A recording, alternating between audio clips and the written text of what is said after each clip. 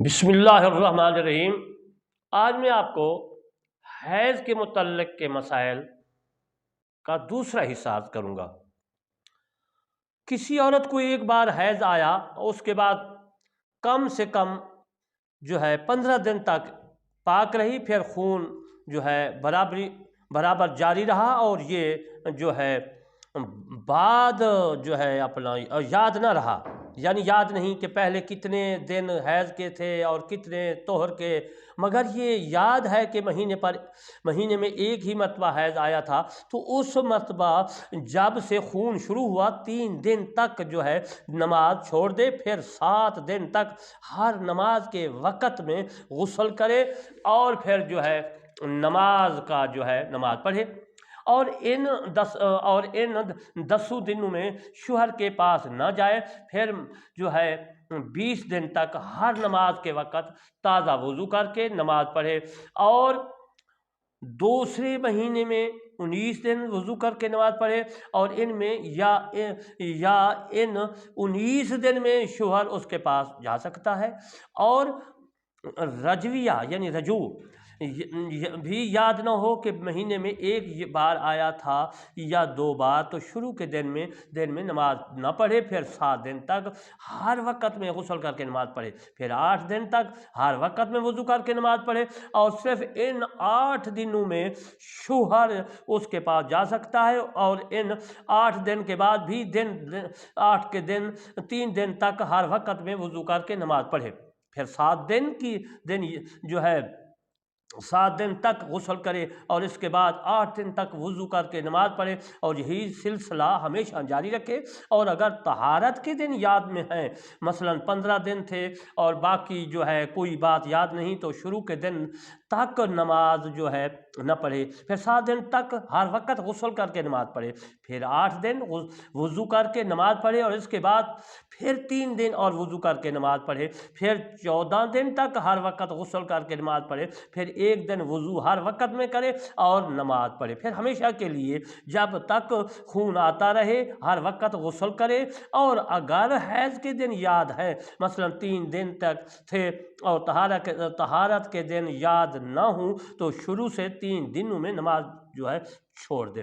پھر 18 دن تک ہر وقت نماز وضو کر کے نماز پڑھے،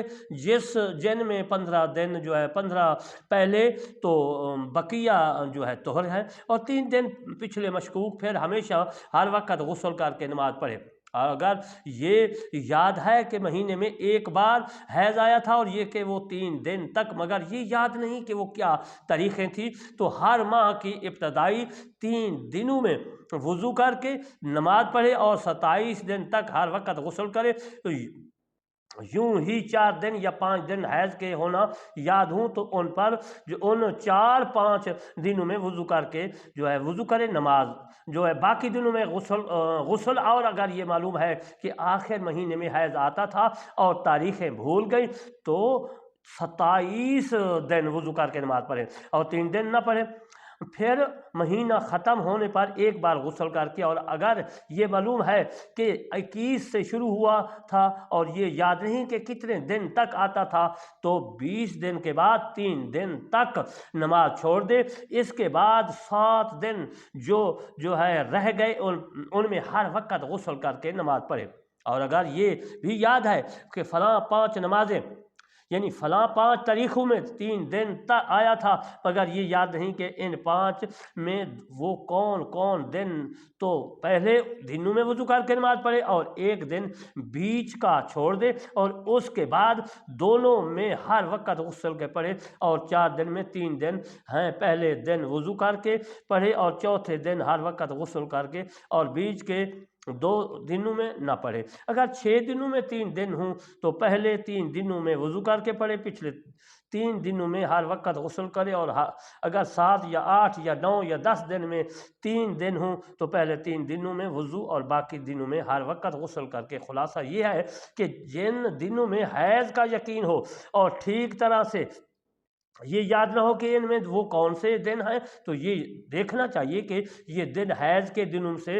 دونے ہیں یا دونے سے کم یا دونے سے زیادہ۔ اگر دونے سے کم ہیں تو ان میں جو یقینی حیض ہونے کے ہوں ان میں نماز جو ہے نہ پڑھے، اور جن کے حیض ہونے نہ ہونے دونوں کا احتمال ہو تو وہ اگر اول کے ہوں تو ان میں سے وضو کر کے نماز پڑھے، اور آخر کے ہوں تو ہر وقت میں غسل کر کے نماز پڑھے، اور اگر دونے یا دونے سے زیادہ ہوں تو حیض کے دنوں کے برابر جو ہے شروع کرے یا شروع کے دنوں میں وضو کر کے نماز پڑھے۔ ہر وقت میں غسل کر کے اگر یاد نہ ہو تو کتنے دن حیض کے تھے اور کتنے دن طہارت کے، نہ یہ کہ مہینے کے شروع کے دنوں میں تھا یا بیچ کے دنوں 10 یا آخر کے 10 دنوں میں، آدمی میں سوچے جو پہلے جو ہے جمع ہے اس پر پابندی کرے۔ اگر کسی بات پر طبیعت نہیں جمتی تو ہر نماز کے لیے غسل کرے، اور فرض و واجب و سنت مؤکدہ پڑھے، مستحب اور نفل نہ پڑھے، اور فرض روزے رکھے نفل روزے نہ رکھے، اور ان کے علاوہ اور جتنی باتیں حیض والی کو جائز نہیں ہے اس کو بھی ناجائز ہے، جیسے قرآن مجید پڑھنا، چھونا یا مسجد میں جانا، سجدہ تلاوت وغیرہ۔ جس عورت کو نہ پہلے حیض کے دن یاد نہ ہوں، یہ یاد کہ کن تاریخوں میں آیا تھا، اب 3 دن یا زیادہ خون اگر بند ہو گیا تو پھر طہارت کے 15 دن پورے نہ ہوئے تھے کہ پھر خون جاری ہوا اور ہمیشہ کو جاری ہو گیا، تو اس کا ہی حکم ہے جیسے کسی کو پہلی خون آیا جو ہے ہمیشہ کو جاری ہو گیا، کہ 10 دن حیض کے شمار کرے، پھر 20 دن طہارت کے، جس کی ایک عادت مقرر نہ ہو، بلکہ کبھی مثلا 6 دن حیض کے ہوں اور کبھی 7 دن۔ اب جو خون آیا تو بند ہوتا ہی نہیں، تو اس کے لیے نماز روزے کے حق میں کم مدت یعنی 6 دن حیض کے قرار دیے جائیں گے، اور 7ویں روز نہا کر نماز پڑھے اور روزہ رکھے، مگر 7 دن پورے ہونے کے بعد پھر نہانے کا حکم ہے، اور 7ویں دن جو فرض روزہ رکھا ہے اس کی قضا کرے، اور عدت گزارنے یا شوہر کے پاس رہنے کے بارے میں زیادہ مدت یعنی 7 دن حیض کے مانے جائیں گے، یعنی 7ویں دن اس سے قربت جائز نہیں ہے۔ کسی کو 1-2 دن خون آ کر بند ہو گیا اور 10 پورے نہ ہونے کے پھر خون آیا، 10ویں دن بند ہو گیا، تو یہ 10واں دن حیض کے ہے، اور اگر 10 دن کے بعد بھی جاری رہا تو اگر عادت پہلے کی معلوم ہے تو عادت کے دنوں میں حیض ہے باقی استحاضہ، ورنہ 10 دن حیض کے باقی استحاضہ۔ کسی کی عادت تھی کہ فلاں تاریخ میں حیض ہو، اور اب اس سے 1 دن پیشتر خون آ کر بند ہو گیا، پھر 10 دن تک نہیں آیا، اور 11ویں دن پھر آ گیا، تو خون نہ آنے کے جو یہ 10 دن ہیں ان میں اپنی عادت کے دنوں کے برابر حیض قرار دے، اور اگر تاریخ تو مقرر تھی مگر حیض کے دن معین نہ تھے تو یہ 10واں دن خون نہ آنے کے حیض ہیں۔ جس عورت کو 3 دن سے کم خون آ کر بند ہو گیا اور 15 دن پورے نہ ہوئے کہ پھر آ گیا، تو پہلی مرتبہ جب سے خون آنا شروع ہوا ہے حیض ہے، اب اگر اس کی کوئی عدت ہے تو عادت کے برابر حیض کے دن شمار کرنے، ورنہ اس کی عادت اسی سے زیادہ کی تھی۔ پھر 3 دن رات کے بعد سفید اور رطوبت عادت کے دنوں تک آتی رہی، اور اس کے لیے صرف وہی 3 دن رات حیض کے ہیں اور عادت بدل گئی۔ 3 دن رات سے کم خون آیا، پھر 15 دن تک باقی رہی، پھر 3 دن رات سے کم آیا، تو نہ پہلی مرتبہ کا حیض ہے نہ یہ، بلکہ دونوں استحاضہ ہے۔ عزیزان محترم، آج میں نے آپ کو استحاضہ کے متعلق مسئلے عرض کیے۔ استحاضہ کے متعلق وہ ہوتے ہیں کہ جو عزیزان محترم حیض کے علاوہ خون جو ہوتا ہے آتا ہے، اس کو استحاضہ بولتے ہیں۔ استحاضہ کا ایک نقش ہے، اور وہ ناف کے نیچے جو ہے باندھا جاتا ہے، ہاں رسولی ہو یا یہ ہے استحاضہ کی میں کچھ عرض کر دیتا ہوں۔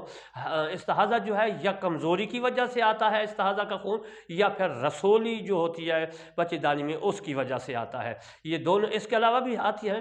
خون آتا ہے استحاضہ کا، مگر میرے پاس جو ہے ایک ایسا اللہ تبارک و تعالیٰ کی کلام کا ہے، اللہم ارفع استحاضۃ امتک فلاں بن فلاں بحرمۃ ان اللہ یمسک السماء ان تقطع الارض الا باذنہ۔ یہ قرآن مجید کی آیات مبارکہ ہے، اس کے درمیان میں ایک نقش تیار کیا جاتا ہے، یہ آیات 4 اطراف جو ہے تحریر کی جاتی ہے، تو انشاءاللہ یہ اللہ تبارک و تعالیٰ کے فضل و کرم سے آرام آ جاتا ہے۔ تو میں آج آپ کو آخر میں پھر ریکویسٹ کرتا ہوں، میرے چینل کرمانی ٹی وی جس میں قرآن مجید فرقان حمید کی تفسیر ہے کرمانی وہ لکھ رہا ہوں، وہ ہے، اور دوسرا میرا